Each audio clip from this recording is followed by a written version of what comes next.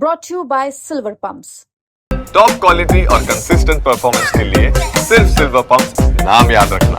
खाद बन रही है, पेस्टिसाइड बन रही है, उसके खिलाफ कार्रवाई कर रहे हैं। अब तक टोटल कितनी फैक्ट्रियों में आपने छापा मार दिया और क्या सामने आया? देखो, टोटल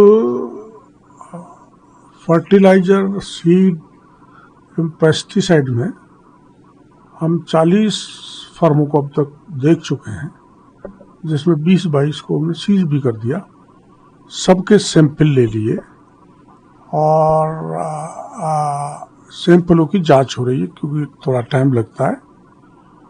और किशनगढ़ में हमने 20 एफआईआर दर्ज करवाई है, EC act plus forgery plus हमारा ये फूड कंट्रोल ऑर्डर में हमने कराया है। गंगानगर में भी आप गए, जयपुर में भी छापेमार कार्रवाई करी, राजस्थान में सरकार आपके बने। हमारे यहाँ से फर्टिलाइजर देश के 16 स्टेट्स में जा रहा है, जिसको हम नकली कह रहे हैं। तो इसको लेकर मध्य प्रदेश में 4 दिन पहले एक ट्रक पकड़ा वहाँ के अधिकारियों ने, पुलिस ने, उसमें पूरी तरह से नकली जिप्सम था जो वहाँ बेचने जा रहा था। तो वहाँ से एक किसान का फोन मेरे पास आया कि साहब हम बच गए, ये तो सब नकली आ रहा है। शायद वो खरगोन थाने पर उस ट्रक को जब्त किया। तो पूरे देश के उन राज्यों में जहाँ ज़्यादा फर्टिलाइजर यूज किया जाता है और जहाँ घटिया दिया जाता है, उनको हमने सभी राज्य को सचेत भी कर दिया, पत्र भी लिख दिया। तकरीबन कितने ऐसे राज्य थे जिनको पत्र लिखा है? 16 राज्यों। डॉक्टर साहब, इस पूरे मामले में कहीं न कहीं विभाग की कार्यशैली पे भी सवाल उठ रहा है, क्योंकि मंत्री को खुद को फील्ड में आकर छापेमार कार्रवाई करना पड़ती है और छापेमार कार्रवाई में वो तमाम फैक्ट्रियों में नकली खाद बनना ये सामने आ रहा है। कुछ अधिकारियों पे कार्रवाई भी हुई, तकरीबन कितने अधिकारियों पे कार्रवाई हुई और क्या लगता है आपको कि विभाग में कार्रवाई की तरह? टोटल 12 अधिकारियों पे कार्रवाई हुई। एक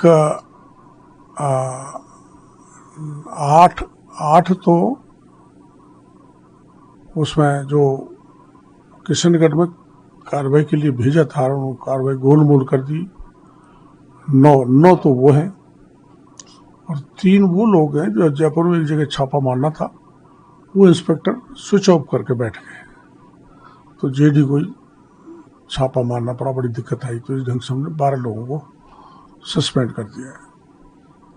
क्या आपको लगता है कि अभी भी आमूलचूल परिवर्तन की आवश्यकता है? क्योंकि कहीं ना कहीं बिना विभाग के अधिकारियों की श्रेय पर इस प्रकार की चीजें राजस्थान में नहीं चल सकती। नकली खाद बन रही है, मंत्री खुद फील्ड में आकर उसको पकड़ रहा है, तो अधिकारी क्या सो रहे हैं? ऐसा तो नहीं है, सैंपलिंग तो होती है लेकिन कम मात्रा में होती है। अब हमने कह दिया है एग्रीकल्चर के ऑफिसर्स को अधिक से अधिक सैंपलिंग करें, चाहे प्राइवेट पार्टी हो, चाहे वो एमएनसी हो, मतलब मल्टीनेशनल कंपनी, सबके सैंपल लें। उत्थान का अहमदाबाद में हुई, प्लेन क्रैश हुआ, 14 लोग राजस्थान के भी मारे गए। आपसे क्या आपदा राहत मिलती है? नहीं, ये दरअसल में आपदा नहीं है। नेचुरल कैलेमिटी अलग चीज होती है, लेकिन हमारी सबकी सामूहिक जिम्मेदारी बनती है। ज़्यादा से ज़्यादा केंद्र भी पीड़ित परिवारों को मदद कर रहे हैं और हमारे यहाँ भी हम मदद करेंगे। अब एक तो ऐसी घटना है जिसको बड़े दर्दनाक, ऐसा कभी देखा नहीं कि पूरे के पूरे यात्री मर जाएं। तो इससे तो पूरा देश परेशान है, पूरे देश की जनता बहुत इसको दुख महसूस कर रही है। अब ये एक ऐसी अनहोनी थी जो हो गई। अब ये तो देखना डीजीसीए को है सुरक्षा के, क्योंकि इतनी बड़ी संख्या में लोगों का मर जाना डीजीसीए के लिए एक चुनौती है। इसलिए मैं डीजीसीए से भी कहूँगा कि ऐसे घटनाओं की पुनरावृत्ति नहीं हो, उस दृष्टि से सुरक्षा व्यवस्था, कोई भी टेक्निकल जैसे ब्लैक बॉक्स आएगा उससे क्या चीज़ निकलेगी, पर ये होना नहीं चाहिए।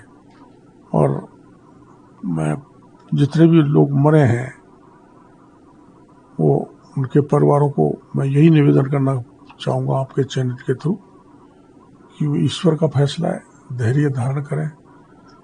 और इसमें ज़्यादा कई बार कई परिवारों में तनावपूर्ण स्थिति होती है, सहन नहीं कर पाते, तो उस तनाव के कारण कई बीमारियां भी हो जाती हैं। इसलिए मैं तो यही कहूँगा कि धीरज धारण करें, हिम्मत रखें।